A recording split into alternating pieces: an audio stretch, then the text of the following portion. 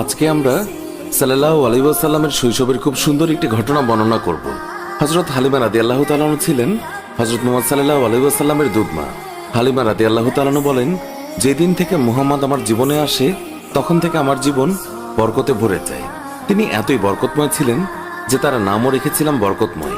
হালিমা রাদিয়াল্লাহু তাআলা আনহা বলেন, একবার খরা হয়েছিল, জীবজন্তুরা না খেয়ে মারা যাচ্ছিল, কিন্তু আমার বাচ্চারা যেখানে ছাগল নিয়ে যেত সেই ছাগলগুলো ভরপেট খেয়ে আসতো।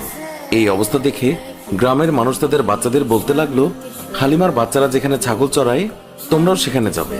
এরপর থেকে গ্রামের অন্যান্যরাও হালিমার ছাগল যেখানে চড়াতে নিয়ে যেত সেখানে তাদের ছাগল নিয়ে যেত।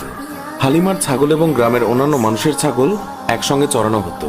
কিন্তু গ্রামের মানুষজন লক্ষ্য করলো, যেখানে হালিমার ছাগলেরা পেট ভরে খাচ্ছে কিন্তু ছাগলের পেট ভরছেই না। হালিমা তখন বলেছিলেন, এগুলো তো সবই মুহাম্মাদের বরকত।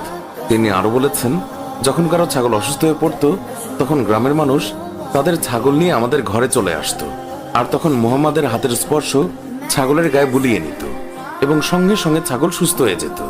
এছাড়াও গ্রামের কোনো বাচ্চা অসুস্থ হলেও মুহাম্মাদের কাছে নিয়ে আসতো। মুহাম্মাদের নরম হাতের স্পর্শে